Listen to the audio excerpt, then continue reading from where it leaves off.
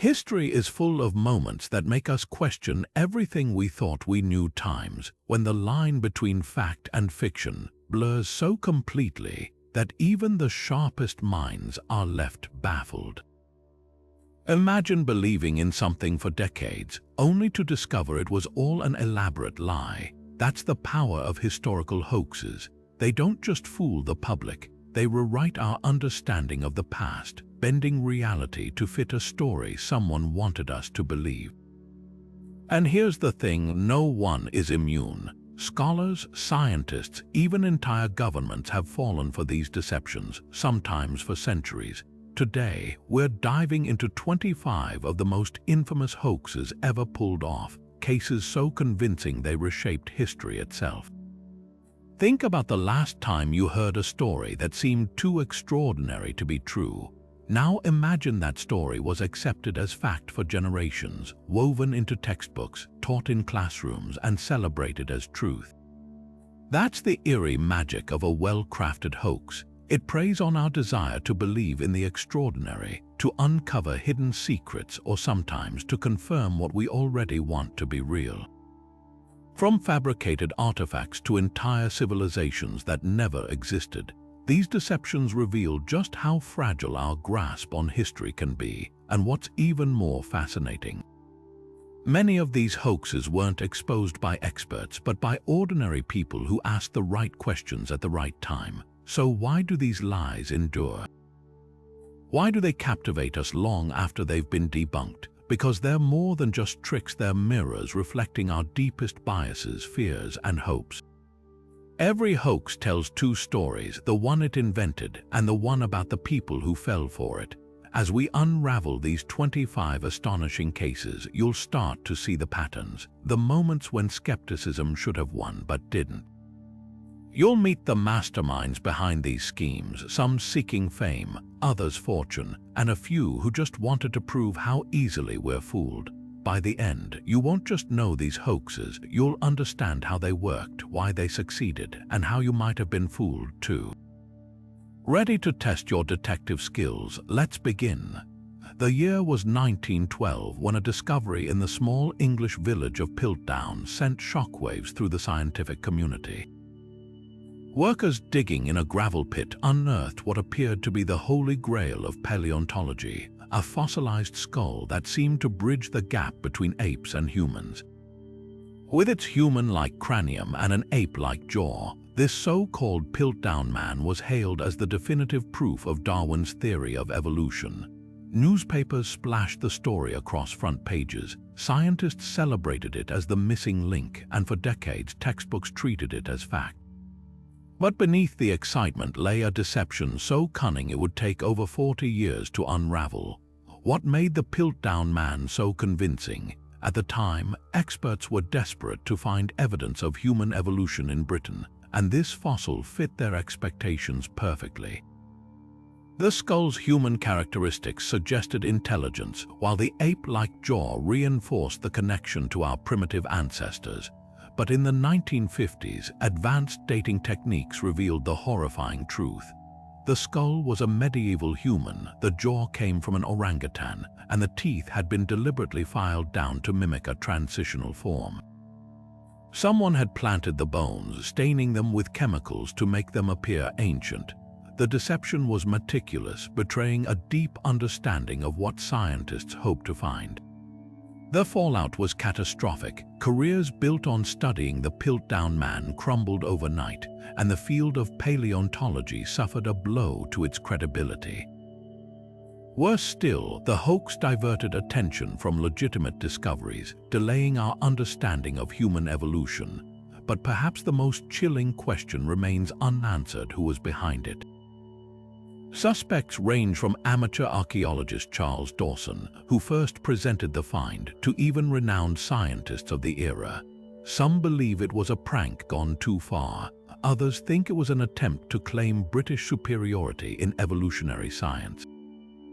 Whatever the motive, the Piltdown Man stands as a stark reminder of how easily confirmation bias can blind even the brightest minds. What's fascinating is how long the hoax endured.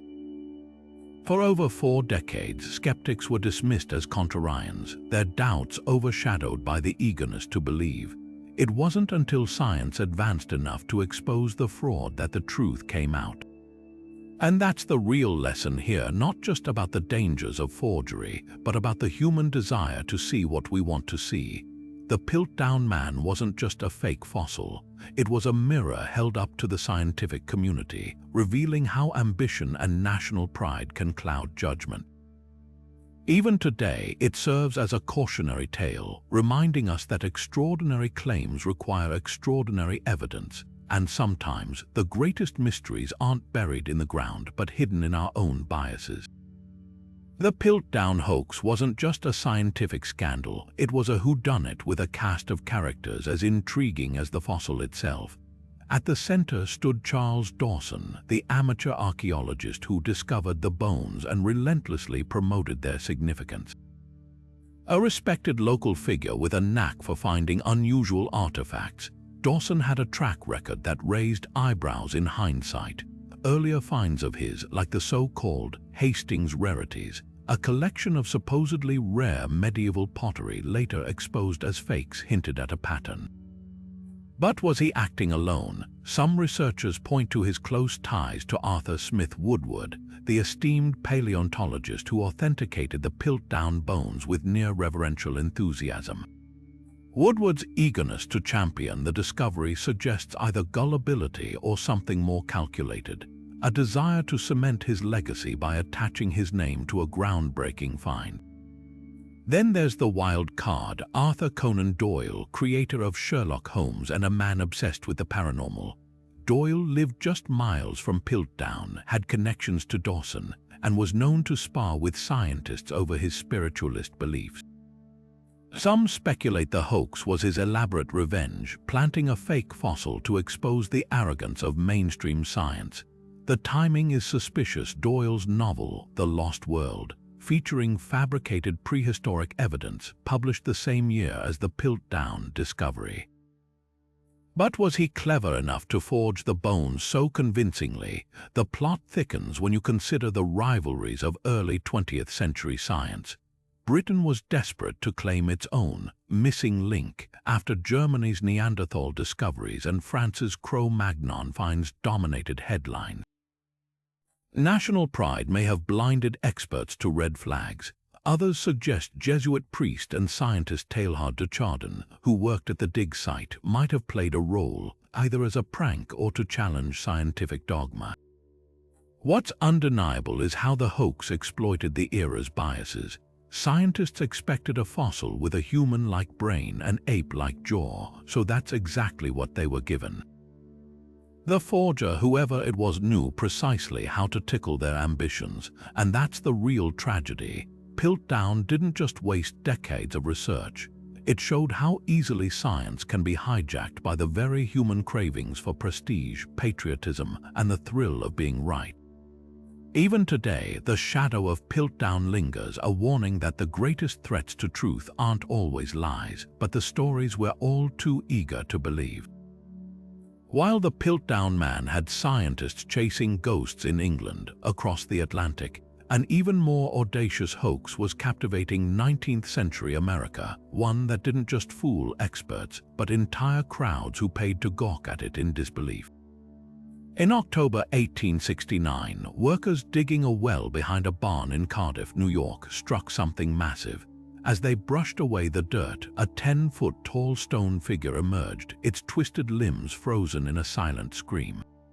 Word spread like wildfire. They'd unearthed a petrified giant, a biblical Goliath turned to stone. The so-called Cardiff Giant was an instant sensation. Farmers, doctors, and even theologians flocked to see it, some falling to their knees in reverence. Newspapers declared it proof of ancient giants mentioned in scripture, while scientists puzzled over its uncanny human details. But the truth was far stranger than myth. The giant wasn't a relic of the past, it was the brainchild of a cigar salesman named George Hull. A staunch atheist, Hull had grown tired of preachers citing Genesis, giants in the earth, as literal truth. So he decided to expose what he saw as blind faith by crafting the ultimate deception. He commissioned a block of gypsum from Iowa, shipped it to Chicago, and hired a stonecutter to shape it into a towering, agonized figure. Then he buried it behind his cousin's barn and waited.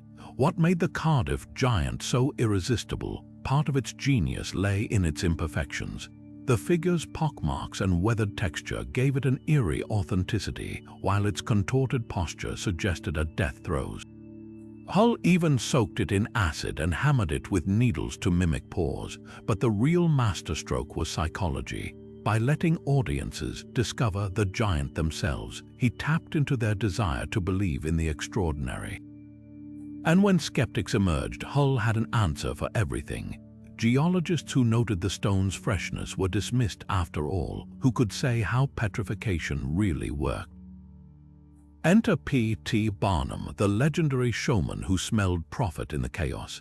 When the original Cardiff Giant became a smash hit, Barnum tried to buy it. Rebuffed, he simply made his own replica and claimed his was the real one while Hull's was the fake. Crowds couldn't resist the irony. They lined up to see both giants, knowingly paying to be duped twice. Barnum's audacity revealed something profound about human nature. We don't just fall for hoaxes, sometimes we enjoy them. The spectacle became more thrilling than the truth. The Cardiff Giant's legacy isn't just about a carved block of gypsum. It's a snapshot of an era when science and showmanship collided, when faith and fraud danced uncomfortably close. Hull had aimed to mock belief, but in the end, his hoax exposed something deeper, our collective hunger for wonder. Long after experts debunked it, people kept whispering, what if it was real? That lingering doubt is the mark of a perfect hoax. It doesn't just deceive, it leaves you questioning long after the truth comes out. And in a way, the giant did prove the Bible right. There were indeed giants in the earth, not of flesh and bone, but of gullibility and greed. The Cardiff Giant did more than just trick people. It held up a distorted mirror to America's soul, reflecting the fierce religious and scientific debates of the era. At the heart of the frenzy was a burning question. Could this stone colossus be proof of the Nephilim, the giants mentioned in Genesis? Preachers seized on the discovery, weaving it into sermons as evidence of divine wrath or lost antediluvian races. Meanwhile, skeptics dismissed it as a sideshow gimmick, but their voices were drowned out by the roar of a public hungry for miracles. The giant became a battleground where faith clashed with reason, and in the chaos, it revealed how easily spectacle could overshadow truth. Enter Mark Twain, who saw the absurdity of it all. In his biting short story, A Ghost Story, he took aim at the hysteria, casting the Cardiff Giant as a lonely specter haunting a New York boarding house. The twist, the ghost itself was just as confused as the people gaping at it, unsure whether it was a fossil, a hoax, or something in between. Twain's satire cut deep, mocking not just the gullibility of the crowds, but the way society latched onto grand narratives, religious or otherwise, to explain the unexplainable. His genius lay in recognizing that the real hoax wasn't the giant.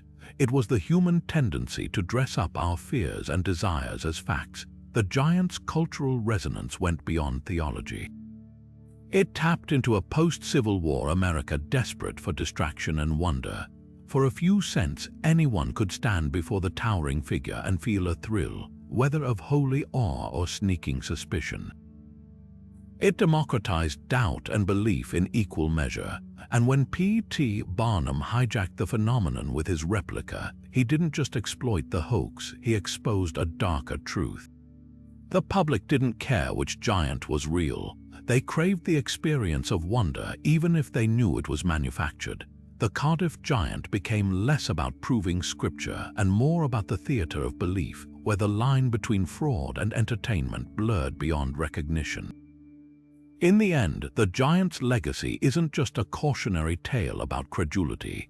It's a snapshot of a society learning to navigate a world where science and myth were colliding, where Barnum's famous quote, "There's a sucker born every minute," felt less like a confession and more like a diagnosis.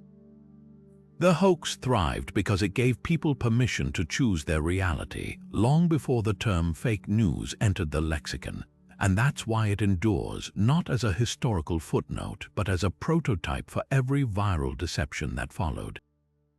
The giant may have been carved from stone, but the cracks it revealed in human nature were all too real.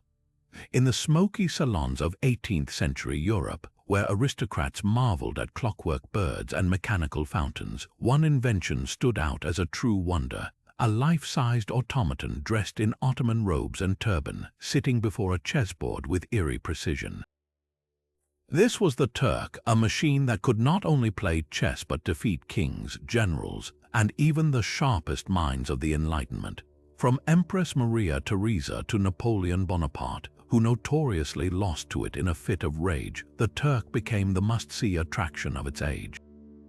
Audiences gasped as its wooden fingers moved pieces with uncanny strategy, its glass eyes seeming to calculate every move. But behind the gears and puffing steam lay a secret far more human and far more devious.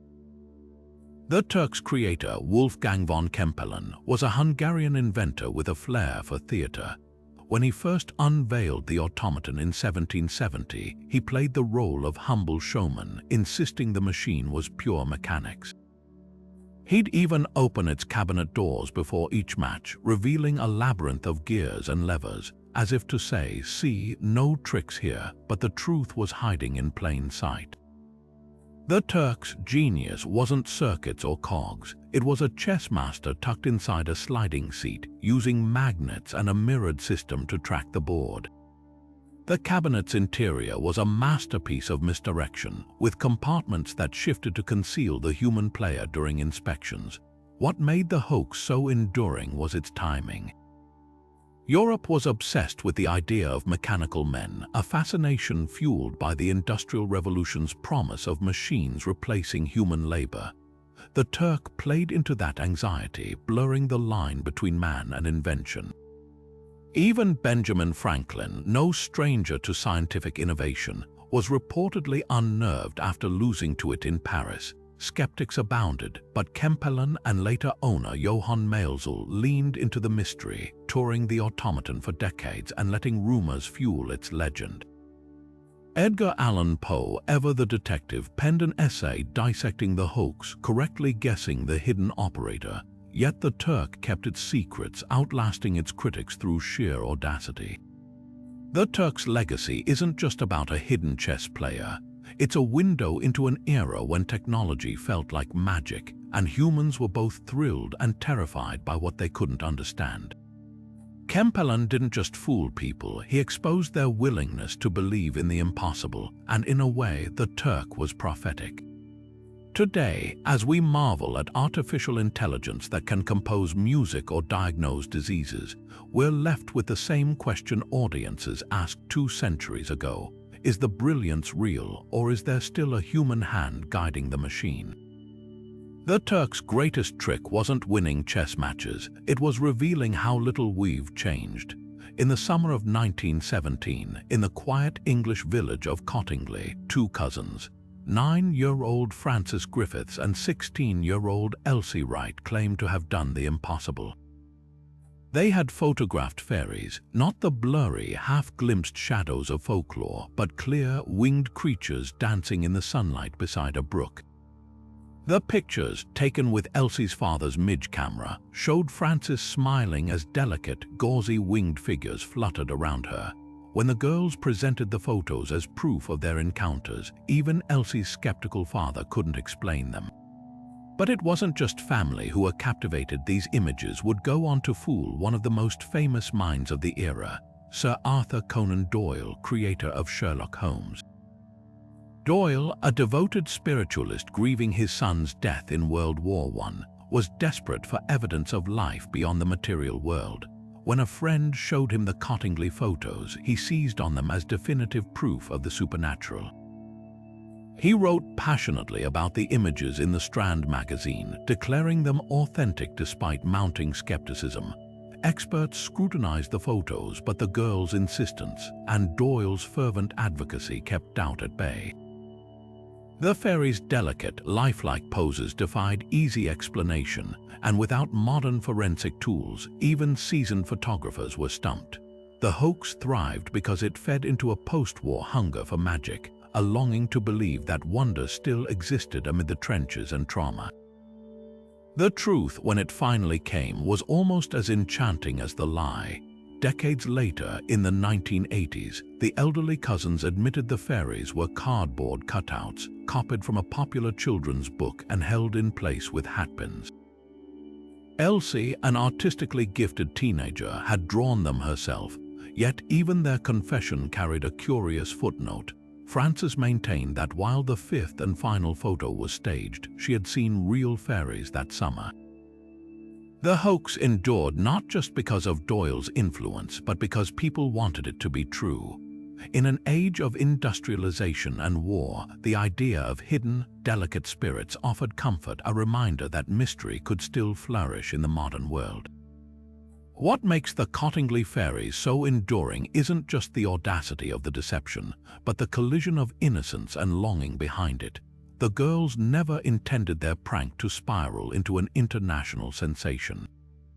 Doyle, meanwhile, wasn't merely duped. He needed the fairies to be real, projecting his grief and hope onto their paper wings.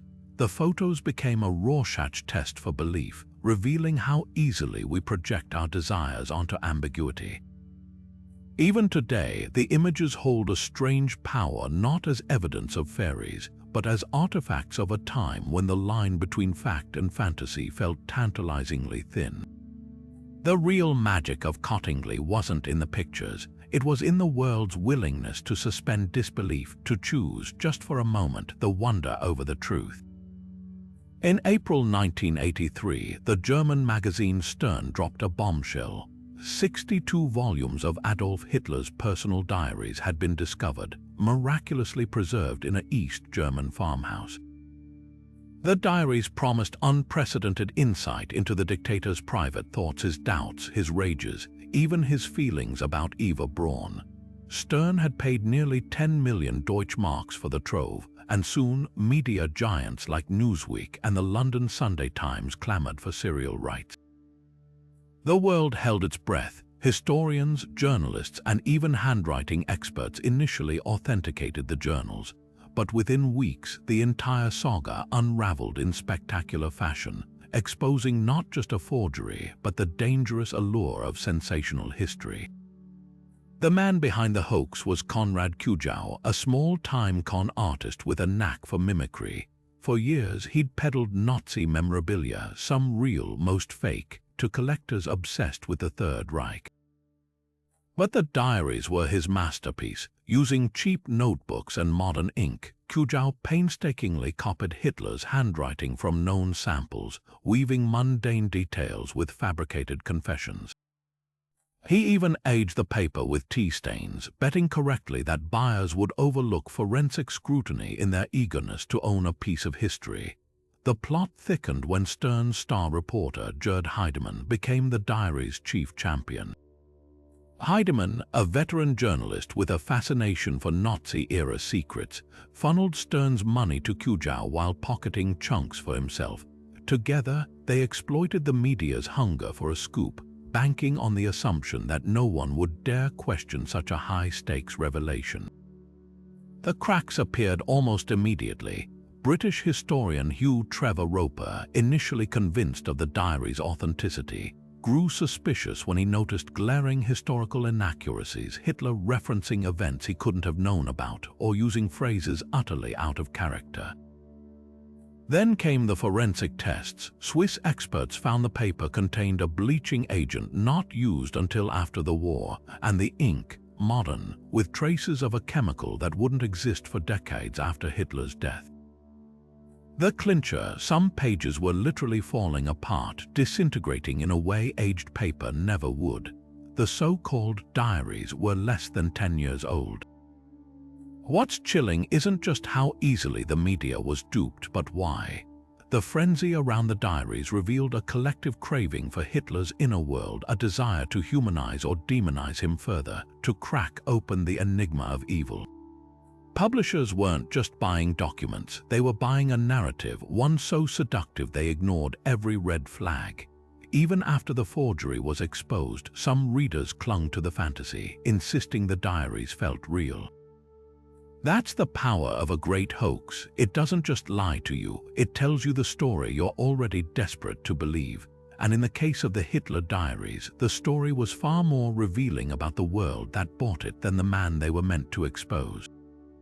Kujau and Heidemann were eventually jailed, but the scandal's ripple effects lingered. It shattered Stern's reputation, forced Newsweek to issue a humiliating retraction, and left historians grappling with an uncomfortable truth. Even the most rigorous institutions aren't immune to the pull of myth. The hoax's brilliance lay in its simplicity. Kujau didn't need to be a genius, just good enough to exploit the gaps between obsession and expertise. And in the end, the diaries did offer one genuine insight: the lengths will go to rewrite history, even when the real story is staring us in the face. Even after the Hitler Diaries were exposed as forgeries, whispers persisted that some pages might have been real, that buried in the mess of Konrad Kujau's sloppy handiwork were fragments of genuine history. Conspiracy theorists latched onto minor details that seemed uncannily accurate, like obscure names or events a forger wouldn't likely know. A handful of die-hard believers argued that Kujau, a known trafficker of Nazi artifacts, could have mixed authentic documents into his fake diaries to lend them credibility. But forensic evidence crushed those hopes. Every page, without exception, was modern. The ink, the paper, even the glue binding the notebooks, all betrayed their 20th century origins. Yet the myth refused to die. Why? Because the alternative, that the entire saga was nothing but a con artist's parlor trick, felt too embarrassing for those who'd staked their reputations on it. The scandal didn't just humiliate publishers, it revolutionized how historians authenticate documents. Before the diaries, experts often relied on handwriting analysis and superficial checks. Afterward, the field adopted military-grade scrutiny. Radiocarbon dating, chemical ink analysis, and ultraviolet light examinations became standard. Institutions also started enforcing a golden rule: provenance is everything. A document's chain of custody, where it came from, who handled it, and how it survived now carries as much weight as the content itself. The diaries had no credible provenance, just a vague story about an East German general smuggling them out of a plane crash. Today, that red flag would halt any deal in its tracks, but the most enduring legacy of the hoax might be its cautionary tale about the media's role in shaping history. The rush to publish, fueled by competition and the lure of exclusivity, overshadowed basic due diligence. Historians were sidelined in favor of sensational headlines, and the public paid the price. In the decades since, we've seen this pattern repeat, whether with fabricated wartime memoirs or lost classical texts. The Hitler Diaries taught us that when profit and prestige are on the line, truth often takes a backseat. Yet there's a twist to this story. While Kujau's forgeries were debunked, his work accidentally revealed something genuine: the public's obsession with humanizing monsters.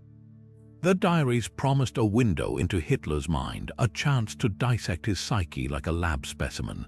That hunger to reduce evil to a series of diary entries says more about us than the forgeries ever did. We want history to be neat, explainable, when in reality, it's as messy as Kujau's ink-stained hands. The diaries weren't just a hoax, they were a mirror, reflecting our own uncomfortable desire to believe that even the darkest chapters of history can be contained within the pages of a notebook. In the summer of 1995, a grainy black and white film surfaced that sent shockwaves through the UFO community and beyond. Purportedly shot in 1947, it showed military doctors conducting an autopsy on a strange, humanoid creature with oversized eyes and elongated limbs, its lifeless body sprawled across a metal table.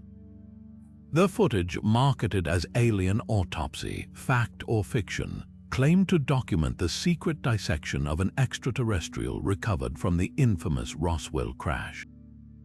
Newspapers splashed the images worldwide, television networks aired it with breathless commentary, and for a moment it seemed like irrefutable proof that we weren't alone in the universe. But like so many relics of the unexplained, this one came with a twist. It wasn't just a hoax. It was a hoax designed to expose how desperately people wanted to believe. The film's origins were murky from the start. A London-based entrepreneur named Ray Santilli claimed he'd obtained it from a retired military cameraman who'd secretly preserved the reels for decades. Experts were divided. Some pointed to the creature's asymmetrical features as evidence of authenticity. Why would a hoaxer make something so imperfect? Others noted oddities, like the doctors wearing outdated gloves or the creature's proportions seeming off for being capable of interstellar travel. But the real blow came in 2006 when Santilli finally admitted the truth. The original footage, he said, had degraded beyond repair, so he'd recreated it using rubber dolls, animal organs from a butcher, and a friend's apartment doubling as a military lab. The alien was a latex shell filled with sheep brains and chicken entrails. The doctors were actors, and the entire project had cost less than a used car. What's fascinating isn't just that people fell for it, it's why they kept believing even after the confession. UFOlogists argued Santilli's remake might still be based on real footage he'd seen. Conspiracy theorists insisted the admission itself was a government smokescreen to discredit legitimate evidence. The film tapped into something deeper than curiosity about aliens. It spoke to our collective fear and hope that authorities were hiding monumental truth. Roswell had long been a blank canvas for conspiracy, and the autopsy footage gave that myth a visceral, gruesome face. It didn't matter that the alien was literally stuffed with grocery store leftovers.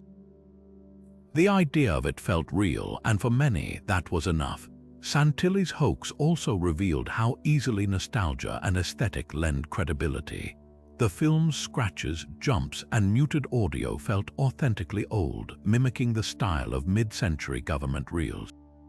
Viewers associated that grainy quality with secrecy, assuming no forger would bother replicating such mundane details. It was a masterclass in psychological manipulation, the same trick used by creators of found-footage horror films. The less polished something appears, the more we trust it. Decades later, the Alien Autopsy film remains a cultural touchstone, not because it convinced the world of extraterrestrials, but because it proved how powerfully media can shape belief. In an age before deepfakes and AI, it previewed a future where seeing wouldn't just be doubting, it'd be outright deceiving. The real mystery wasn't whether aliens visited Roswell. It was why we're so willing to suspend disbelief when the story is just compelling enough to make us want it to be true. And that's a question no autopsy, real or fake, can ever answer. For centuries, the donation of Constantine was the ultimate trump card of papal authority, a sacred document supposedly written by Emperor Constantine the Great in the 4th century, granting the Pope dominion over Rome and the entire Western Roman Empire. It was the nuclear option of medieval politics, wielded by popes to silence kings and justify their temporal power. When emperors or rulers questioned the church's authority, the donation was rolled out like divine artillery. But there was one problem. The entire thing was a fabrication crafted not in Constantine's time but 400 years later, and it took a Renaissance scholar with a sharp eye and an even sharper tongue to expose the fraud. The document's claims were audacious. Constantine, it declared, had been miraculously cured of leprosy by Pope Sylvester I, and in gratitude he handed over control of Rome, Italy, and all Western provinces to the papacy. It even described the emperor humbly moving his capital to Constantinople to make room for the Pope's rule. For the medieval church, this was gospel quite literally. The donation was enshrined in canon law, cited in disputes, and treated as unassailable proof of God's favor. But by the 15th century, cracks began to show. Enter Lorenzo Valla, a fiery humanist with a knack for languages and a disdain for blind tradition. Armed with nothing but philology, the study of historical language, he dismantled the donation piece by piece, turning linguistics into a weapon. Valor's approach was revolutionary. He noticed the Latin in the document didn't match 4th century style. Instead, it was riddled with medieval phrases and anachronisms. The text referenced fiefs, a concept that didn't exist in Constantine's time. It described Constantinople as if it were already a major capital, decades before the city was even founded. The clincher, the donation used the word satrap, a term Romans would have associated with Persian officials, not their own governance. Valor's conclusion was merciless. The document was a clumsy forgery, likely penned by a Frankish cleric in the 8th century to bolster Pope Stephen II's political claims. The fallout was explosive. Valor's treatise on the forgery of the alleged donation of Constantine was a scandal wrapped in scholarship. He didn't just accuse the church of fraud, he mocked it, comparing the forgery's Latin to a donkey braying. But here's the twist: the church couldn't silence him. Valor's patron was Alfonso of Aragon, a king locked in a power struggle with the papacy, and the humanists' findings became political dynamite. The donation's credibility crumbled, though its influence lingered like a ghost. Even Martin Luther would later cite Valor's work to attack papal corruption during the Reformation. What makes the donation of Constantine so fascinating isn't just the forgery itself, but what it reveals about the power of words and the lengths institutions will go to uphold them. The document survived scrutiny for centuries because it served a purpose. It turned faith into real spiritual authority into territorial control. Valor's exposé didn't just debunk a text, it cracked open the door to a new way of thinking where evidence mattered more than tradition. In a way, his ink-stained detective work foreshadowed modern historiography, proving that sometimes the most subversive tool isn't a sword, it's a dictionary. And the donation's greatest legacy, a reminder that history isn't written by the winners. It's written by those who dare to question the script. Of all the hoaxes that have poisoned history, few have caused as much suffering as the protocols of the Elders of Zion. First published in Russia in 1903, this fabricated document claimed to be the secret minutes of a Jewish conspiracy to control the world, a plot involving economic manipulation, media domination, and the overthrow of governments. Its pages were laced with paranoia, painting Jewish leaders as puppet masters of history, pulling strings behind every war and revolution. But the protocols weren't just hateful fiction. They were a weapon carefully forged by the Russian secret police to justify pogroms and divert public rage from the failing Tsarist regime. And though they were debunked within years, the damage was irreversible. This wasn't just a lie. It was a spark thrown into the tinderbox of European antisemitism, one that would help ignite the horrors of the Holocaust. What made the protocols so dangerously convincing? They borrowed from a long tradition of conspiracy tropes, stitching together plagiarized passages from satirical novels and political pamphlets that had nothing to do with Jews. One key source was Dialogues in Hell, a French political satire mocking Napoleon III's dictatorship, written to frame Jewish leaders as the villains. The forgers knew their audience. By mixing real-world fears about industrialization and social upheaval with ancient anti-Semitic myths, they created a narrative that felt eerily plausible to those already primed to believe. The protocols didn't invent anti-Semitism, but they gave it a modern, pseudoscientific veneer, turning age-old bigotry into something resembling a dossier of evidence. The hoax might have faded into obscurity if not for its champions. After the Russian Revolution, anti-Bolshevik exiles spread the protocols across Europe, claiming Jews had orchestrated the communist takeover. In America, industrialist Henry Ford financed the printing of 500,000 copies, calling the protocols the world's foremost problem. But the most devastating endorsement came from Adolf Hitler. In Mein Kampf, he cited the document as proof of a Jewish plot, weaving its lies into Nazi ideology. By the time the genocide began, the protocols had done their work. Millions had been conditioned to see Jews not as people, but as a monolithic enemy.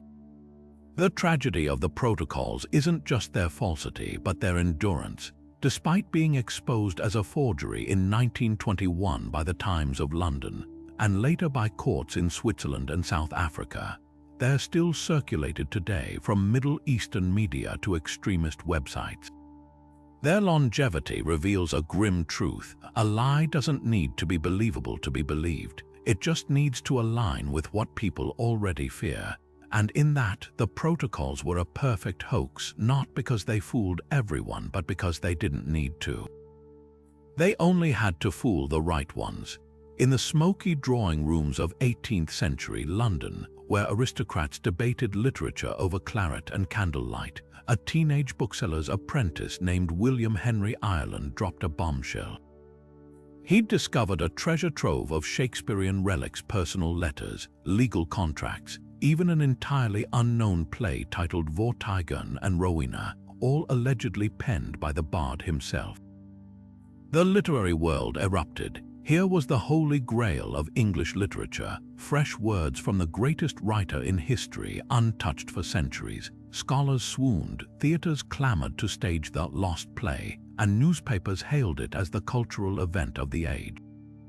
There was just one hiccup. Every single document was a sham, crafted by Ireland's own hand in a scheme that exposed not just forgery, but the dangerous romance of wishful thinking. Ireland's genius and folly lay in understanding exactly what the public craved. The late 1700s were a golden age of Shakespeare worship, with collectors paying fortunes for even the bard's laundry lists. So Ireland gave them what they wanted: intimate glimpses of Shakespeare as a devoted son, a touching letter to his father, a loyal subject, a profession of love for Queen Elizabeth, even a proto-feminist, a handwritten endorsement of women's education. The piece de résistance was Vortigern, a melodramatic tale of ancient British kings filled with enough soliloquies to make scholars weep, with joy at first, then with horror. The cracks appeared when experts like Edmund Malone, the era's foremost Shakespearean scholar, noticed glaring oddities. The handwriting, while impressively antiqued, used 18th century flourishes. The ink lacked the natural aging of 300 years. Most damning, the language. Ireland's Shakespeare rhymed moon with June, a poetic pairing the real bard never used, and peppered speeches with phrases like eke out, which didn't enter English until decades after Shakespeare's death. Ireland had studied the plays, but not the man. His Shakespeare wrote in iambic pentameter on command, like a trained parrot, not the living, breathing voice that birthed Hamlet and Falstaff. What truly fascinates about Ireland's hoax isn't its failure, but its brief success. When Vortigern premiered at London's Drury Lane Theatre in 1796, the audience initially cheered until the lead actor, visibly struggling with the clunky dialogue, began ad-libbing sarcastic asides. By the final act, the crowd was howling with laughter. Yet even after Ireland confessed, some diehards clung to the fantasy. Why? Because the hunger for new Shakespeare outweighed the evidence. Collectors who'd paid dearly for his forgeries refused to admit they'd been duped, just as theaters that had booked Vortigern for seasons ahead quietly cancelled rather than acknowledge the fraud. Ireland's story is more than a cautionary tale about fakery. It's a window into how cultural icons become mythologized, their humanity polished away until we'll accept any imitation so long as it feeds our nostalgia. The real Shakespeare was a working playwright who recycled plots and wrote hack scenes for pay. Ireland's Shakespeare was a saintly genius, an invention as fictional as Vortigern. And that's the hoax's true legacy, not the forgeries gathering dust in libraries, but the reminder that sometimes the greatest deception isn't forging history. It's forging the history we wish had happened. In 1842, the American Museum in New York unveiled a spectacle so bizarre it defied logic. A creature with the wizened face of a monkey and the scaly tail of a fish, its withered hands clasped in eternal torment. This was the Fiji mermaid, P.T. Barnum's greatest hoax, a grotesque masterpiece stitched together from a dried orangutan's torso and the tail of a salmon. But the real magic wasn't in the mermaid itself. It was in Barnum's genius for turning skepticism into part of the show, crafting a layered deception where even doubt played right into his hands. Barnum knew audiences wouldn't blindly believe in mermaids, so he let them think they'd outsmarted him. Before displaying the real Fiji mermaid, he planted stories in newspapers mocking a crudely faked version, describing it as an obvious fraud made of papier-mâché. Crowds flocked to scoff at the fake, only for Barnum to unveil his meticulously crafted second act, the authentic specimen borrowed from a Boston museum and billed as a scientific marvel. The contrast was calculated. After laughing at the obvious hoax, viewers were primed to accept the more polished forgery as real. Barnum even hired a scientist to lecture on its legitimacy, weaving a backstory about its capture by Chinese letter islanders. The mermaid wasn't just a curiosity, it was theater, a sleight of hand where the audience left convinced they'd seen through the trick, even as they fell for the bigger lie. What made the Fiji mermaid endure wasn't its craftsmanship. The seams were visible, the expression more comical than eerie, but the cultural moment it exploited. The 1840s were a golden age of discovery, with naturalists cataloguing exotic species and Darwin's theories stirring debate. Barnum tapped into that hunger for the unexplained, offering a creature that blurred the line between myth and science. And he wasn't alone. Similar mermaids had toured Europe for decades, often passed off as preserved specimens from distant shores. But where others relied on gullibility, Barnum weaponized cynicism. He understood that people don't just want to believe, they want to feel clever for believing. The hoax's legacy outlived its display. When the original mermaid burned in a museum fire, replicas sprouted like folklore, each claiming to be the real one. Even after Barnum admitted the deception, the mermaid lived on in sideshows and pop culture, a symbol of humanity's love affair with the grotesque and the inexplicable. Today, it feels like a relic of a simpler time until you realize we're still falling for modern versions. Cryptid photos, viral, deep-sea discoveries, even AI-generated hoaxes all follow Barnum's blueprint. Give people just enough room to doubt so their own curiosity does the rest. The Fiji mermaid wasn't just a fake. It was a mirror reflecting our endless appetite for wonder and the lengths we'll go to believe in it, even when we know better. Deep in the backwoods of Tennessee in 1889, a team of archaeologists excavating a Native American burial mound uncovered something that shouldn't have been there, a flat stone slab etched with strange, angular markings. To the untrained eye, it might have looked like random scratches, but to John W. Emmett, the Smithsonian field assistant leading the dig, it was a bombshell. These weren't just carvings, they were letters, and not just any letters. Hebrew, dated centuries before Columbus ever set sail. Overnight, the Bat Creek stone became the smoking gun for a radical theory that ancient Israelites had crossed the Atlantic long before Europeans, leaving behind proof of their journey in the American heartland. The implications were staggering. If true, it would rewrite history, linking the old world to the new in ways no one had imagined. But there was a catch. Emmett, desperate to prove his worth to the Smithsonian after a string of professional setbacks, had a habit of creative interpretation. The inscription he initially identified as Hebrew was shaky at best, with characters that only loosely resembled the alphabet. That didn't stop the stone from being embraced by amateur historians and religious enthusiasts, who saw it as validation of everything from the lost tribes of Israel to Mormon teachings about ancient migrations. Even Cyrus Thomas, the Smithsonian's lead ethnologist, initially backed the find, publishing a paper that cemented its place in pseudo-archaeological lore. For decades, the Bat Creek stone was exhibit for alternate histories, trotted out as evidence that mainstream scholars were hiding the truth. The turning point came a century later when a linguist named Robert Mainfort took a fresh look. Using Emmett's own field notes and high-resolution imaging, he spotted something previous researchers had missed. The Hebrew inscription wasn't just poorly copied, it was backwards. The letters matched a phrase from the book of Leviticus but mirrored, as if someone had traced them from a printed source without understanding the script. Even more damning, the specific Hebrew font used didn't exist until the 19th century, centuries after the mound was built. The Bat Creek stone wasn't an ancient relic, it was a clumsy forgery, likely planted by Emmett himself to salvage his reputation. What makes this hoax so enduring isn't just the forgery, but the layers of wishful thinking that preserved it. For over 100 years, true believers ignored the glaring errors because the idea of the stone was too tantalizing to dismiss.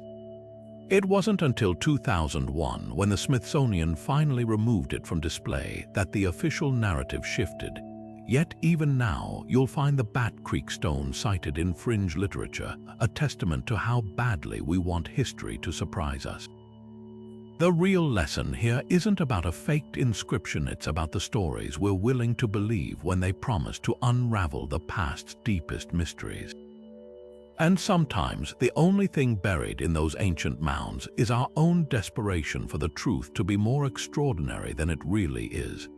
In 1996, physicist Alan Sokal decided to conduct an experiment, one that would shake the foundations of academia.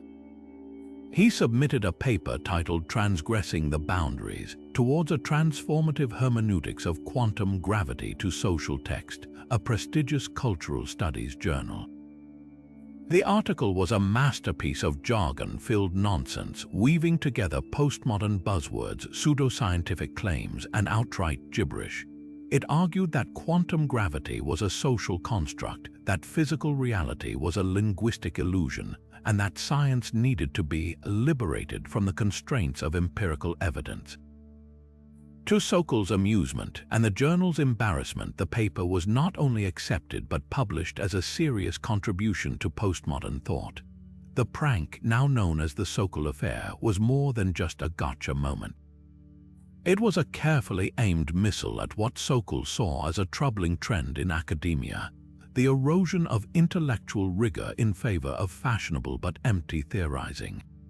The paper's success exposed how easily some corners of the humanities could be fooled by impressive-sounding but meaningless prose, as long as it flattered the editor's ideological biases.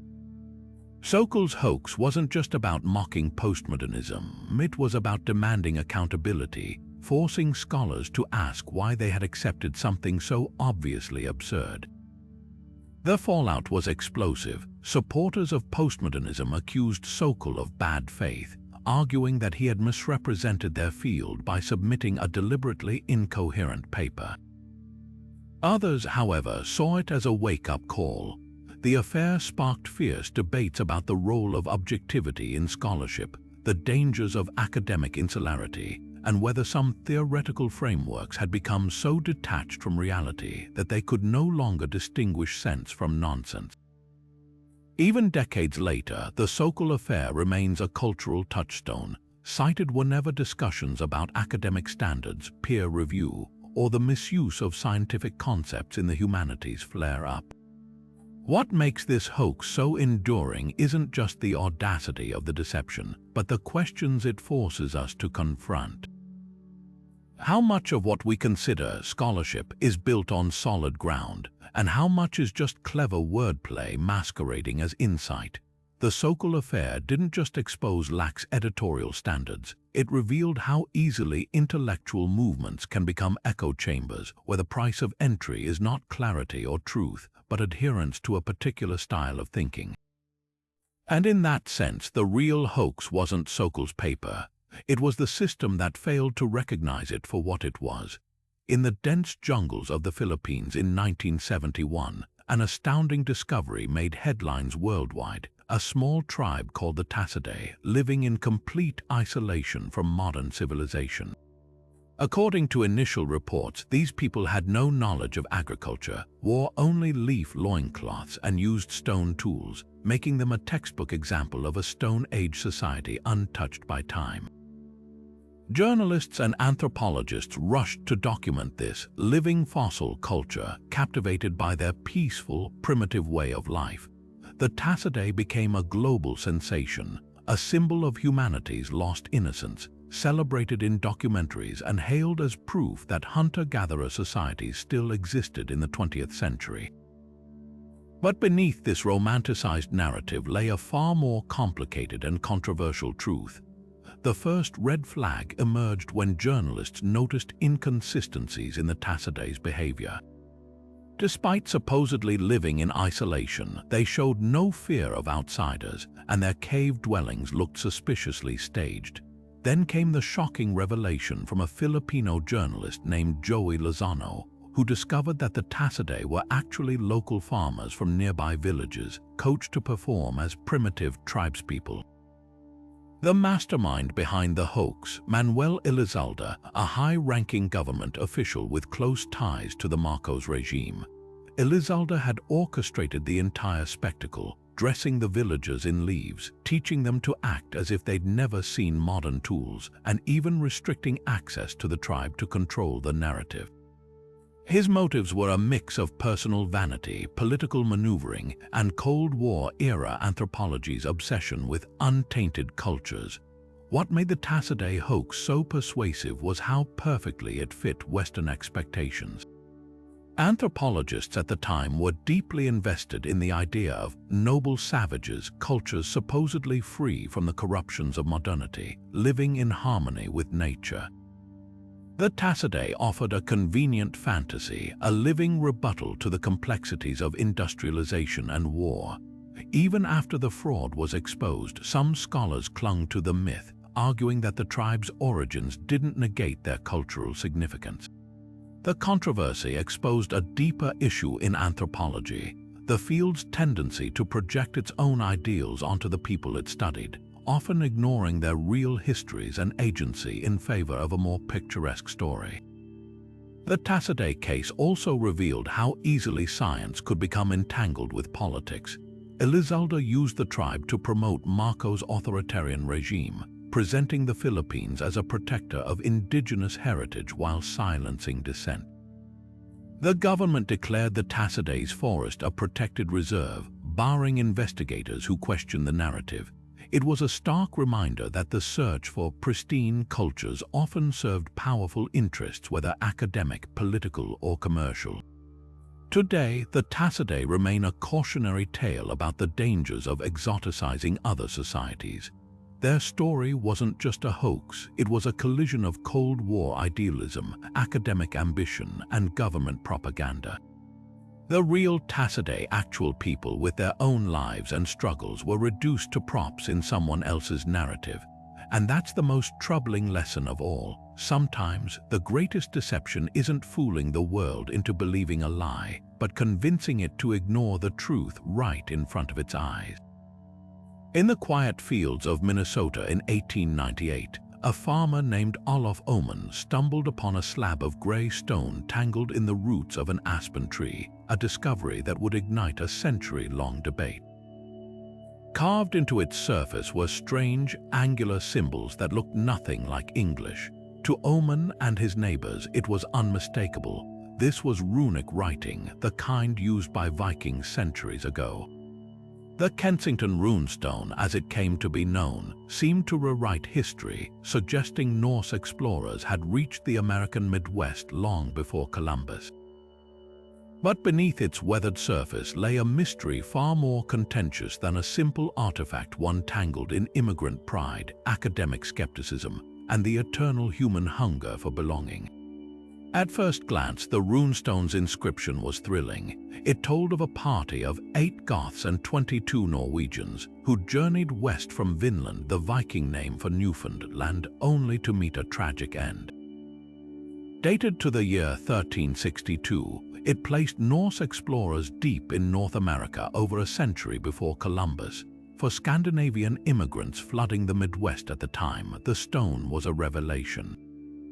Here was proof that their ancestors had paved the way, lending their own heritage a prestige often denied in a country obsessed with Anglo-Saxon roots. Almost overnight, the runestone became a cultural talisman, celebrated in parades and reprinted in newspapers, but linguists weren't so easily swayed. Experts quickly spotted glaring flaws. The runes mixed medieval and modern symbols, some of which hadn't existed in the 14th century. The language was a bizarre hybrid of Old Norse and 19th century Swedish dialect, peppered with anachronistic phrases like "from the voyage," a construct alien to Viking-era inscriptions. Even the stones where patterns seemed suspicious, genuine runestones exposed to centuries of weathering, show erosion that follows the carved grooves. The Kensington stone, by contrast, appeared uniformly aged, as if someone had artificially distressed it. The most damning clue, the tree roots that supposedly cradled the stone for centuries, showed no signs of deformation, suggesting the stone had been planted there recently. The debate took a darker turn when historians uncovered the political climate of 1898. The Midwest Scandinavian communities were fiercely proud but often marginalized, their culture dismissed as inferior to America's British roots. The runestone offered a chance to flip the script, positioning Norse settlers as the true pioneers of the continent. Olof Oman himself fit the profile of a likely hoaxer, a Swedish immigrant with rudimentary knowledge of runes and a motive to elevate his heritage.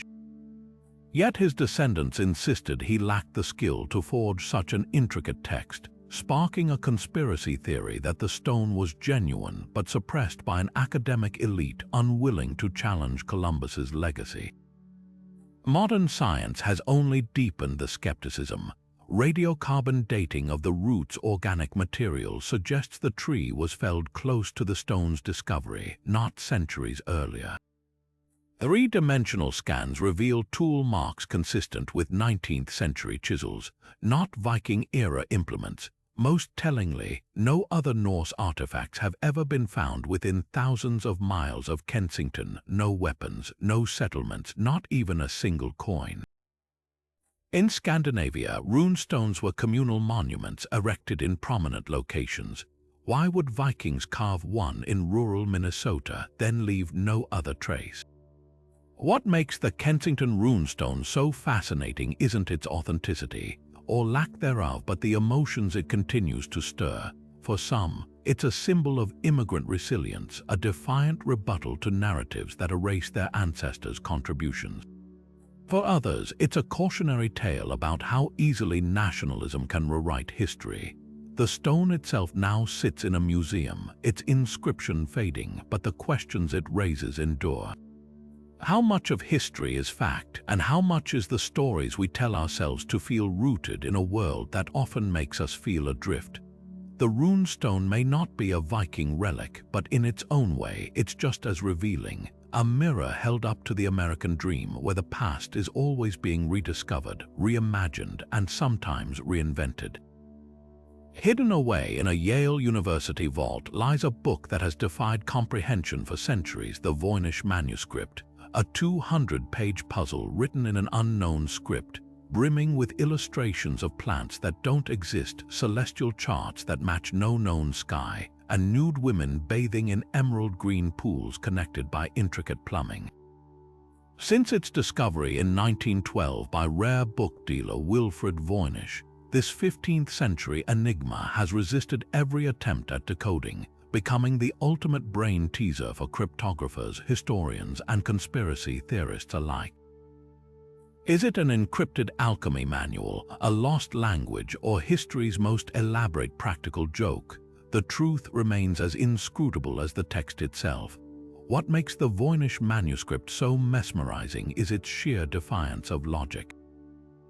Unlike other medieval texts which follow recognizable patterns of Latin or vernacular languages, its curling, looping script bears no resemblance to any known alphabet. Statistical analysis reveals it has the rhythm of a real language. Certain symbols repeat in ways that mirror grammar, but no one's ever matched it to a spoken tongue. Then there's the art, pages upon pages of unidentifiable flora with bulbous roots and petals like something from a fever dream, interspersed with zodiac wheels featuring unfamiliar constellations and those baffling biological diagrams of tiny figures in tubes. It's as if the author blended botany, astronomy, and anatomy into a single, surreal manifesto, then locked the key away forever. Theories abound, each wilder than the last. Some argue it's a cipher created by Renaissance polymath Roger Bacon, encoding scientific secrets too radical for his time. Others insist it's the work of Elizabethan con artist Edward Kelly, who peddled fake alchemy to gullible patrons and might have crafted the manuscript as a scam. Then there's the extraterrestrial angle. Claims that its otherworldly script and alien botany suggest an origin beyond Earth. More grounded researchers propose it's a constructed language like Tolkien's Elvish, meant for artistic or ritual purposes. But the most provocative theory, that it's pure gibberish, an antique hoax designed to dupe some wealthy collector into buying a book of nonsense dressed up as arcana. Recent breakthroughs have only deepened the intrigue. In 2014, a scientist applying carbon dating confirmed the vellum was indeed medieval, ruling out modern forgery. 2 years later, an AI trained in linguistics suggested the text might be encoded Hebrew, but attempts to translate it yielded garbled, unconvincing phrases. Even NASA cryptographers and wartime codebreakers have taken swings at it, only to walk away empty-handed. The manuscript's resistance to solution has become part of its legend, a riddle that thrives on the border between genius and madness. Perhaps the real power of the Voynich manuscript isn't in its secrets, but in what it reveals about us. It's a Rorschach test for the ages, reflecting whatever obsession the viewer brings to it, whether that's the dream of lost knowledge, the thrill of the unsolvable, or the gnawing suspicion that somewhere, someone is laughing at the centuries of frustration they've sown. In a world where we're used to having answers at our fingertips, the Voynich stands as a rare and humbling reminder. Some mysteries refuse to be cracked. And maybe, just maybe, that's exactly how it was meant to be. In October 1924, just days before a pivotal British general election, the Daily Mail dropped a bombshell, a leaked document that sent shockwaves through Westminster and beyond. Purportedly signed by Grigory Zinoviev, a high-ranking Soviet official, the letter instructed British communists to infiltrate the Labour Party, incite rebellion among the military, and pave the way for a socialist revolution. For a nation still reeling from the Russian Revolution's aftershocks, the implications were explosive. Here was undeniable proof, screamed the headlines, that Moscow was pulling the strings of Britain's fledgling Labour government. The scandal tipped the scales in a razor-thin election, crushing Labour's chances and ushering in a Conservative victory. But the real story wasn't the letter's contents. It was the fact that this earth-shattering document was almost certainly a fake, a weaponized lie that reshaped political history. The Zinoviev letter played perfectly into Britain's deepest fears. The Labour Party, then in its first term, had already drawn fire for recognizing the Soviet Union and negotiating trade deals. The letter's lurid details, urging agitation propaganda in the army and factories, made Labour look like puppets of a foreign power. Even Labour's own leaders, caught off guard, scrambled to distance themselves, demanding an investigation. But from the start, something felt off. The letter's tone was uncharacteristically sloppy for a Soviet bureaucrat, mixing clumsy phrasing with melodramatic calls to arms. Worse, it arrived via shadowy channels, first surfacing in the hands of British intelligence, then mysteriously leaked to the press. The timing was too convenient, the fallout too perfectly orchestrated. Behind the scenes, evidence pointed to a cabal of white Russian exiles, anti-Bolshevik operatives determined to sabotage Anglo-Soviet relations. Stationed in Berlin, these immigrés had a track record of forging documents to discredit the USSR. The letter's path traced back to their networks, with whispers that British Conservatives, eager to smear Labour, had eagerly amplified their handiwork. Even MI5's own internal memos later admitted the document was likely fraudulent, but by then the damage was done. The Conservative press had turned the election into a referendum on patriotism, with the Daily Mail bellowing, "The Red Plot revealed." Labour, blindsided and divided, never recovered. What makes the Zinoviev affair so chilling isn't just the forgery, but its legacy. The letter didn't just sway an election, it entrenched Cold War paranoia years before the Iron Curtain fell. Diplomatic relations with Moscow soured overnight, and Labour spent years battling the stigma of being soft on communism. The hoax also set a dangerous precedent, proof that a well-timed lie could alter the course of democracy. Decades later, historians uncovered memos confirming suspicions that intelligence officials had knowingly let the letter circulate despite doubts, prioritizing political warfare over truth. The eerie resonance with modern disinformation campaigns is impossible to ignore. The Zinoviev letter was a prototype for today's fake news, a fabricated narrative weaponized by those with the most to gain. Its power lay not in sophistication but in confirming biases already held by its audience, and that's the haunting lesson here. The greatest hoaxes aren't the ones that fool us. They're the ones we want to believe. On the evening of October 30th, 1938, a chilling voice crackled across American radios. A breaking news bulletin interrupting the usual programming with reports of explosions on Mars, followed by mysterious metallic cylinders crashing into farmland near Grover's Mill, New Jersey. Then came the impossible: alien tripods emerging, heat rays incinerating onlookers, panicked officials describing an unstoppable invasion. For listeners tuning in late, unaware they were hearing Orson Welles' adaptation of The War of the Worlds, the effect was electrifying. Or was it the legend of that night, thousands fleeing their homes, highways jammed with cars, hospitals flooded with shock victims, has become a cultural shorthand for media hysteria? But peel back the layers and you'll find a far more intriguing story, one where the real deception wasn't the radio play, but the newspapers that spun its aftermath into a myth. The truth is, the mass panic was vastly exaggerated. Contemporary research suggests only a tiny fraction of listeners actually believed Martians were invading. Most recognized it as fiction, some even enjoyed the immersive drama, while others who missed Wells' opening disclaimer simply changed the channel when they realized it was a play. So why does the myth persist? Because newspapers, locked in a bitter rivalry with the rising power of radio, pounced on scattered anecdotes of confusion and blew them into front-page catastrophe. Headlines screamed about nationwide terror, citing unnamed witnesses and unverified claims. The New York Daily News reported people weeping and praying in the streets, while the Chicago Tribune claimed one man died of a heart attack from fright. Not a single death certificate from that night supports the claim. This wasn't just sloppy journalism, it was a calculated smear.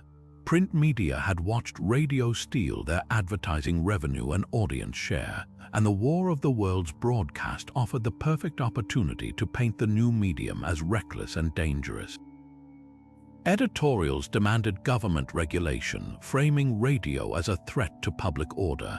The irony, many newspapers ran their own hoaxes regularly, from the New York Sun's 1835 Great Moon hoax to sensationalized crime stories. But by amplifying a few isolated incidents, like a Pittsburgh man threatening to shoot a Martian water tower, they crafted a narrative that overshadowed reality. Wells himself was stunned by the backlash. His Mercury Theatre production had been a creative experiment in realism, not an attempt to deceive. When pressed by reporters, he dryly noted that if millions had truly believed Earth was under attack, phone lines would have been jammed coast to coast. Instead, call logs from that night show no spike in activity. Even the Federal Communications Commission's investigation found no evidence of widespread panic, though that didn't stop newspapers from ignoring their own findings. The lasting impact of the War of the Worlds myth isn't about aliens or audience gullibility. It's about who controls the narrative. The newspaper's campaign worked so well that 80 years later, we still cite the broadcast as a cautionary tale about media manipulation when the real manipulation came from the presses. It's a reminder that panic sells, but so does the illusion of panic. And sometimes the most convincing hoaxes aren't the ones played on the public, but the ones the public never realizes they've bought into. In the dusty badlands of northern Kenya in 1984, a team of paleontologists led by Kamoya Kaimu made a discovery that should have rewritten human history: a nearly complete skeleton of an early human ancestor, exquisitely preserved in sediments millions of years old. Word spread fast. This was the kind of find that could make a scientist's career. But within weeks, the truth emerged. Turkana boy, as the specimen came to be known, wasn't a fossil at all. It was an elaborate fake, carefully crafted from animal bones and plaster, then planted by Kaimu's own team as a trap. Their target, a shadowy network of fossil thieves who'd been pillaging Kenya's paleontological treasures for years. The stakes couldn't have been higher. Kenya's Turkana Basin was, and still is, one of the most important graveyards of human evolution, yielding specimens that trace our lineage back millions of years. But for every legitimate dig, there were black market dealers offering cash for fossils, often hacking them out of the ground with no regard for scientific context. Kaimu, a legendary fossil hunter who'd worked with the Leakeys for decades, had seen too many critical finds vanish into private collections, so he devised a sting operation straight out of a spy novel.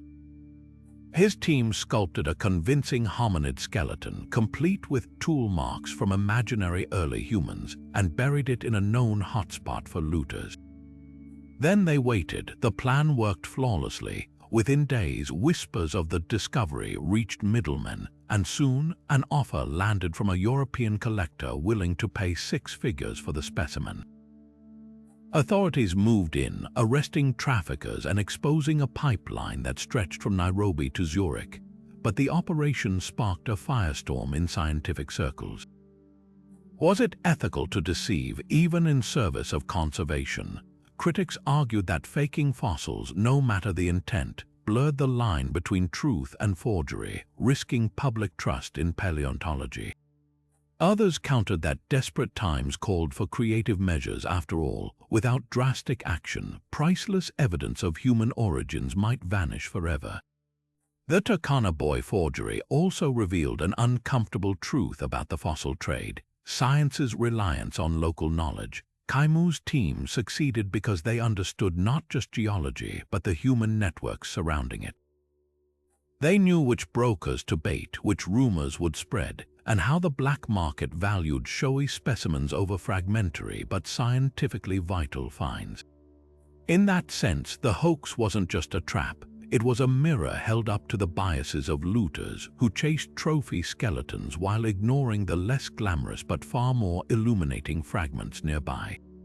Decades later, the debate still simmers. While no major institution condones fabricating fossils, the Turkana boy operation remains a cautionary tale about the lengths scientists might go to protect their field. It also forces us to ask, in a world where profit too often trumps preservation, is deception ever justified? The answer isn't simple, but one thing certain: Kaimu's fake fossil did more than catch thieves. It exposed the fragile ecosystem of trust and greed that shapes how we uncover, and sometimes lose, the story of our own origins. In the foggy hills of Marin County, California, 1936 seemed like the perfect year for a patriotic revelation. America was gearing up to celebrate the 350th anniversary of Sir Francis Drake's legendary circumnavigation of the globe, and what better way to honor the explorer than with a tangible piece of history? Enter the Drake brass plate, a 15 by 8-inch slab of metal, heavily weathered and etched with an inscription claiming Drake's landing in California in 1579. Discovered near the shores of San Francisco Bay, The plate was hailed as the holy grail of early American exploration, a long-lost marker left by the English privateer himself. Newspapers splashed the story nationwide, historians swooned, and the public embraced it as proof of Drake's foothold in the New World. There was just one catch: the plate was a brilliantly executed fraud, crafted not by a con artist, but by a group of respected scholars who later admitted the whole thing was an inside joke gone too far. The hoax's architects were no amateurs. Among them was Herbert Bolton, a towering figure in California history and director of the Bancroft Library at UC Berkeley. Bolton had spent years theorizing that Drake's elusive landing site, a harbor he dubbed Nova Albion, lay somewhere along the northern California coast. The brass plate, with its Elizabethan-style inscription naming Drake and Queen Elizabeth, seemed to confirm his life's work, but Bolton's colleagues, including geographer George Davidson and historian Alan Chickering, knew better. They'd orchestrated the forgery as a playful nod to Bolton's obsession, using period-appropriate tools to age the metal and mimicking 16th-century spelling quirks. What started as a lark spiraled out of control when Bolton, utterly convinced, presented the plate to the world as genuine. The scholars, caught between guilt and amusement, stayed silent for years, watching as museums displayed the fake and textbooks cited it as fact. What made the plate so convincing was its meticulous craftsmanship. The forgers had studied authentic Elizabethan relics, noting how salt, air, and time pitted brass. They used a chisel to carve the inscription, then buried the plate near Drake's supposed landing site, letting nature do the rest of the work. The language, too, was pitch-perfect, archaic enough to feel authentic, but not so obscure as to raise eyebrows. Phrases like, "Be it known unto all men by these presents," echoed legal documents of Drake's era, while the Queen's title, Defender of the Faith, matched period spellings. Even the plate's material was cunningly chosen. Brass wouldn't rust like iron, ensuring the inscription remained legible after centuries in the ground. The hoax unraveled quietly decades later when one of the conspirators confessed on his deathbed. By then, the plate had been enshrined in museums and debated in academic papers. Scientists, finally allowed to examine it without the veil of sentiment, found telltale signs of modern tooling and chemical treatments, the most damning clue. The brass contained trace amounts of zinc, a metallurgical fingerprint of 20th-century alloys, utterly unknown in Elizabethan England. Yet even after the truth came out, some Drake enthusiasts refused to let go. The plate, they argued, might still be a copy of a genuine original, or perhaps the forgers had accidentally recreated a real artifact. Such stubborn belief revealed the hoax's darker undercurrent, the human need to anchor national myth in physical proof, no matter how flimsy. The Drake brass plate endures as a cautionary tale about the intersection of academia and nationalism. Bolton and his peers never intended to deceive the public. They meant to tease a friend, to poke fun at the romanticism surrounding Drake's legacy. But their prank tapped into something deeper, a collective desire for history to feel grander, more tangible than dusty documents and uncertain coordinates. In the end, the plate wasn't just a forgery. It was a mirror reflecting how easily scholarship can bend to the weight of expectation, and how even the most rigorous minds can be seduced by the stories they long to believe. On the sweltering afternoon of April 30th, 1945, Adolf Hitler's body was carried into the garden of the Reich Chancellery in Berlin, doused in gasoline and set ablaze by his own staff. Soviet troops recovered the charred remains days later, identifying the dictator through his distinctive dental work, a jumble of bridgework, crowns, and oddly spaced teeth meticulously documented by his dentist. The forensic evidence was conclusive, confirmed by multiple independent experts, and yet, within months, whispers began to circulate. What if he'd escaped? What if the body was a decoy and the real Hitler was sipping coffee in some sun-drenched hideaway? Thus began one of history's most persistent conspiracy theories, a tangled web of alleged submarine sightings, secret Nazi colonies, and shadowy South American safe houses that persists to this day. The most enduring version of the myth places Hitler in Argentina, sheltered by sympathetic officials in a remote Patagonian villa. Tales of U-boats slipping into Argentine ports under cover of night captured imaginations, fueled by declassified FBI memos hinting at Nazi fugitives in the region. Eyewitnesses, some credible, others less so, claimed to have spotted a gaunt, mustachioed man resembling Hitler in towns like Bariloche, where former SS officers were known to congregate. Even Life magazine stoked the flames in 1955, publishing grainy photos of a man on a lakeside dock billed as Hitler in exile. But the most fantastical twist came from Antarctica, where conspiracy theorists insisted the Nazis had built a secret base called New Swabia, complete with hidden UFO technology and an aging Führer overseeing a Fourth Reich from an icy bunker. Why did these stories take root so stubbornly? Part of the answer lies in the chaos of post-war Europe. With millions displaced and records destroyed, gaps in the historical narrative became fertile ground for speculation. The Soviets, for their part, initially clouded the truth by sowing doubts about Hitler's fate, a psychological warfare tactic to destabilize the West. But deeper still was humanity's discomfort with unresolved evil.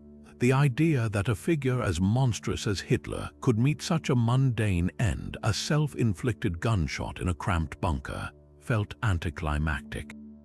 Conspiracies offered a more satisfying narrative, a villain cunning enough to cheat justice lurking just beyond reach. Forensic science, however, leaves no room for doubt. When Soviet archivists finally released Hitler's dental records in the 1990s, they matched the jawbone fragments recovered from the burial pit with near-perfect precision. The bridgework alone, with its unique gold alloy and irregular positioning, was as identifiable as a fingerprint. Modern DNA analysis later confirmed the remains were Hitler's alongside Eva Braun's. Yet the myths endure, buoyed by pop culture from the boys from Brazil to countless YouTube documentaries. They persist not because of evidence, but because they serve a psychological need to make sense of evil by giving it an escape route, a second act, a shadowy continuation that feels more dramatic than the messy reality. The truth is simpler and darker. Monsters rarely get epic endings. They fade in a whimper, not a blaze of mystery, and perhaps that's the hardest thing to accept. Deep in the shadowy halls of museums and private collections around the world, a handful of eerie artifacts have captivated treasure hunters and mystics for over a century, the so-called crystal skulls. Carved from translucent quartz with uncanny precision, these hauntingly beautiful objects were long believed to be relics of vanished Mesoamerican civilizations, imbued with supernatural powers or even extraterrestrial origins. The most famous, the Mitchell-Hedges skull, supposedly discovered in a Mayan temple in 1924, was touted as impossibly ancient, its smooth surfaces and intricate features allegedly carved without metal tools. But the truth behind these enigmatic objects is far less mystical and far more revealing about our appetite for the inexplicable. The crystal skull's journey from curiosity to cultural phenomenon began in the late 19th century when a surge of fake, pre-Columbian artifacts flooded European markets. Skilled artisans in Germany and France, capitalizing on the era's obsession with exotic antiquities, crafted the skulls using industrial diamond-tipped tools, a technology unknown to ancient Mesoamericans.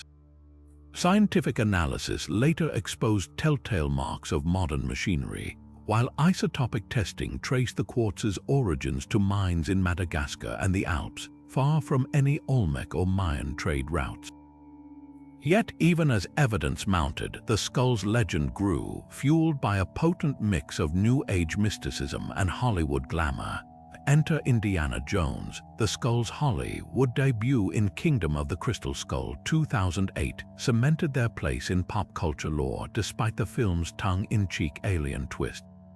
Suddenly, these dubious artifacts were linked to interdimensional beings and lost cities of gold, their fictional backstory overshadowing decades of scholarly debunking. The irony is rich. A franchise built on exposing fraudulent relics ended up breathing new life into one of archaeology's most persistent hoaxes. But the skull's appeal isn't just about cinematic fantasy, it taps into something deeper. At their core, the crystal skulls represent a collision of colonial exoticism and modern existential hunger. 19th century collectors wanted trophies that validated their vision of primitive genius, while 20th century spiritualists saw them as conduits to forgotten wisdom. Today, they endure as blank canvases for conspiracy theories, their glossy surfaces reflecting whatever narrative we project onto them. The real mystery isn't who carved them, it's why we keep believing, even when the evidence stares back at us as transparent as the quartz itself. Perhaps the greatest illusion isn't the skull's craftsmanship, but the way they remind us that sometimes the most seductive lies are the ones we choose to tell ourselves. The story begins on a cold November night in 1974, when Ronald DeFeo Jr. walked through his family's home in Amityville, New York, methodically shooting his parents and 4 siblings in their beds. The brutal murders alone would have cemented the house's infamy, but what happened next catapulted it into legend. Just 13 months later, the Lutz family moved in, only to flee after 28 days with a tale so chilling it spawned books, films, and a cultural obsession with haunted houses. They claimed the walls oozed slime, ghostly voices chanted, "Get out," and unseen hands slammed doors shut. Most terrifying of all, they insisted the evil was tied to DeFeo's crimes, as if the house itself had been waiting for fresh victims. The media devoured every detail, turning the Lutzes into overnight celebrities. But beneath the paranormal drama lay a far more mundane truth, a hoax so lucrative it turned tragedy into an industry. Financial desperation haunted the Lutzes long before they ever set foot in the Amityville house. George Lutz, a self-styled entrepreneur with a trail of failed businesses, had sunk his savings into the Dutch colonial home at a bargain price, its value gutted by the murders. Within weeks of moving in, he was already pitching a book deal, collaborating with ghostwriter Jay Anson to spin their alleged horrors into a bestseller. The timing was no accident. The 1970s saw a surge in occult fascination, from The Exorcist to The Omen, and the Lutzes knew their story could cash in. Their Amityville horror, published in 1977, read like a horror screenplay, complete with levitating beds and a demonic pig named Jody. It sold millions, spawning a franchise that included sequels, documentaries, and the infamous 1979 film starring James Brolin, but skeptics were already circling. The cracks in the story appeared almost immediately. Paranormal investigators Ed and Lorraine Warren, who'd endorsed the haunting, later admitted they never witnessed any supernatural activity there. DeFeo's defense attorney, William Weber, confessed he'd conspired with the Lutzes to fabricate the haunting as part of an insanity defense strategy for his client, a plan that unraveled when the Lutzes went rogue and monetized the story without him. Then came the clincher, a 1979 60 Minutes interview where George Lutz, under oath, refused to confirm the haunting's validity, smirking as he dodged questions. Meanwhile, former neighbors revealed the family had thrown haunted house parties during their brief stay, complete with spooky sound effects, suggesting they were staging scares from the beginning. What makes the Amityville hoax so fascinating isn't just the audacity of the lie, it's how stubbornly it persists.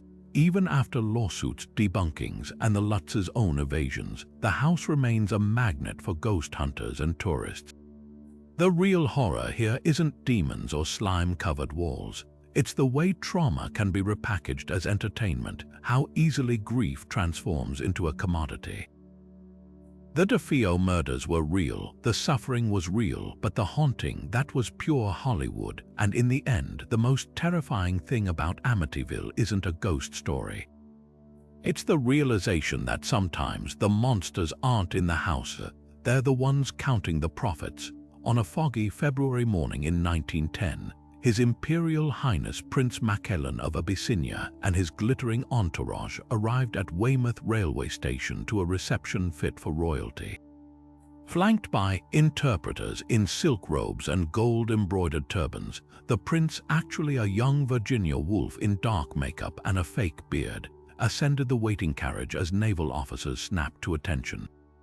What followed was one of history's most audacious acts of guerrilla theater, the Dreadnought Hoax, a 6-hour satire that exposed the blind spots of British imperialism with nothing more than costumes, confidence, and the sheer audacity of Bloomsbury's bohemian elite.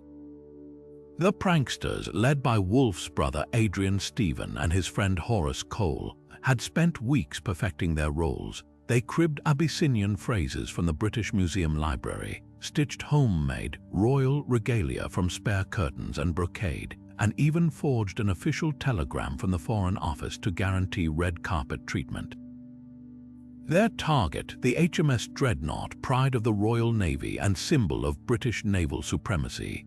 When the delegation demanded a tour, the ship's officers fell over themselves to oblige, rolling out a ceremonial red carpet and offering a brass band rendition of What Else?, the Abyssinian national anthem, which the pranksters had invented on the spot. What makes the hoax so delicious isn't just the deception, but what it revealed about the machinery of empire. The Navy's eagerness to impress these dignitaries spoke volumes about the colonial mindset foreign elites were fawned over, while actual Abyssinians, modern-day Ethiopians, were dismissed as primitive. The pranksters leaned into this hypocrisy, peppering the tour with absurdities. They pretended to be fascinated by commonplace objects like pencils, blessed sailors in fake Latin, and even demanded prayer mats for their fictional Muslim faith. Abyssinia was predominantly Christian. The officers, terrified of causing an international incident, nodded along to every ridiculous request. The aftermath was a masterclass in turning satire into scandal. When Cole leaked the story to the press, the Navy's humiliation went nuclear.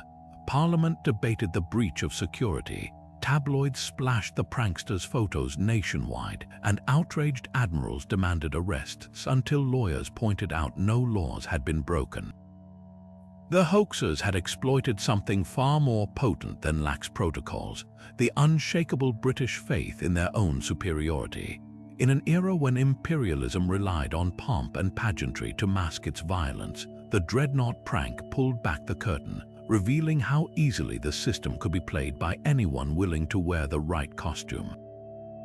Woolf, then an unknown 28-year-old, would later call the escapade the greatest joke of our lives, but beneath the laughter lay a sharper truth. The hoax wasn't just about mocking the Navy, it was a critique of performance itself, how power depends on theater, and how easily that theater collapses when the actors stop following the script. Decades before postmodernism, the Bloomsbury Group stumbled onto a radical idea. Identity is fragile, authority is a construct, and sometimes all it takes to topple both is a fake beard and a straight face. The Dreadnought hoax didn't just fool the British Empire, it showed the empire fooling itself. The summer of 1995 was a golden age for UFO conspiracy theorists. X-Files fever gripped the nation. Sightings of mysterious lights near Area 51 dominated tabloids, and then, just when the hype couldn't get hotter, a grainy VHS tape surfaced that seemed to confirm every extraterrestrial fantasy. The footage, allegedly leaked from a top-secret military facility, showed a group of scientists in hazmat suits gathered around a metal table, their gloved hands prodding the corpse of a gray-skinned, bulbous-headed creature frozen in a block of ice. Its enormous black eyes stared blankly upward, its spindly fingers curled in rigor mortis. This was no blurry light in the sky, this was proof, or so thousands believed, that the government had been hiding physical evidence of alien life. News programs aired the footage with breathless speculation. UFOlogists declared it the smoking gun of cover-ups, and even skeptics hesitated. How could something so detailed, so visceral, be fake? The answer lay in a California special effects artist's garage. The creator, later revealed to be a prop maker named John Humphreys, had crafted the alien from boiled chicken bones, latex, and gelatin, freezing the concoction in a custom mold to simulate icy preservation. The hazmat-suited scientists were his friends, the lab a repurposed industrial freezer. What made the hoax so convincing wasn't its craftsmanship, the creature's seams were visible under scrutiny, but its timing. The mid-90s were peak paranoia about Area 51 and alleged government UFO programs like the mythical Majestic 12. The video tapped into a specific cultural moment when distrust of official narratives ran high and when audiences were primed to interpret ambiguity as conspiracy. Humphrey's genius was in leaning into the footage's imperfections. The shaky camera work, the muffled audio of hushed voices, even the occasional blurring of the creature's features, all hallmarks of an illicit recording, made it feel authentic. Where a polished Hollywood effect might have raised eyebrows, the tape's rough edges sold the lie. It mimicked the aesthetic of earlier, leaked government films, like the infamous autopsy footage from Roswell, creating a subconscious link to existing myths. And when skeptics pointed out that the alien's anatomy made no biological sense, why would an interstellar traveler have human-like ribs? Believers countered that of course it looked unfamiliar. That's what made it alien. The hoax's undoing came from an unlikely source: humor. Humphreys never intended the video to be taken seriously. It was originally created as a gag for a British TV show. But once it escaped into the wild, rebranded as a government leak, the damage was done.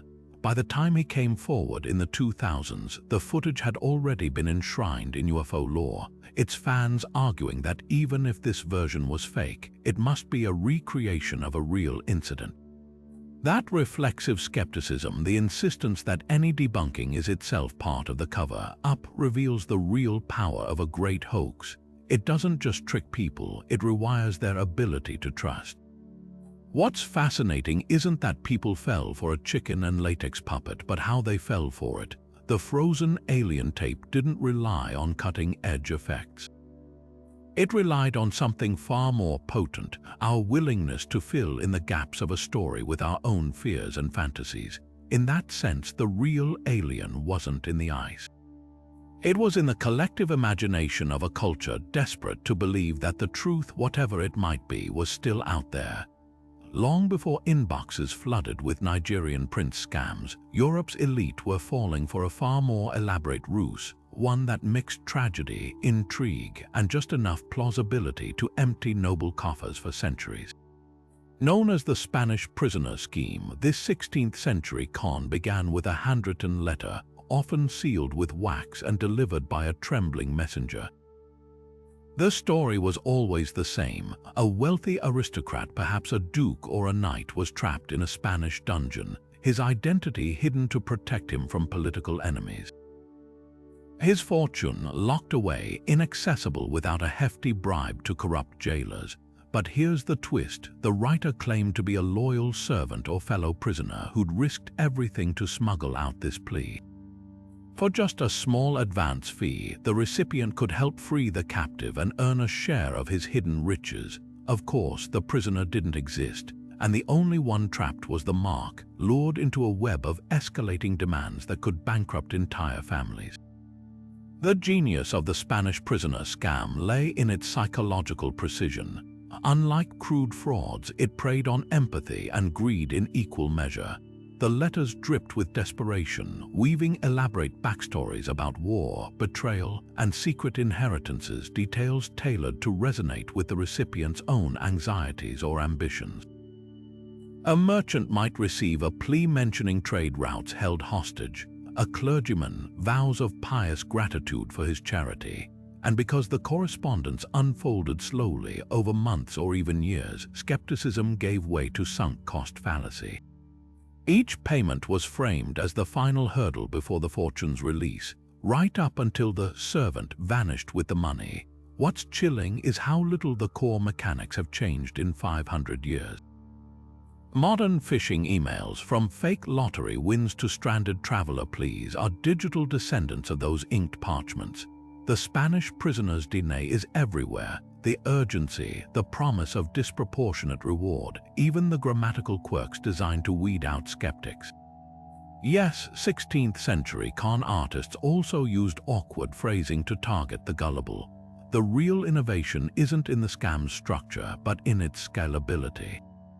Where a single Spanish prisoner letter might take weeks to craft and deliver, today's bots can blast millions of variations in seconds.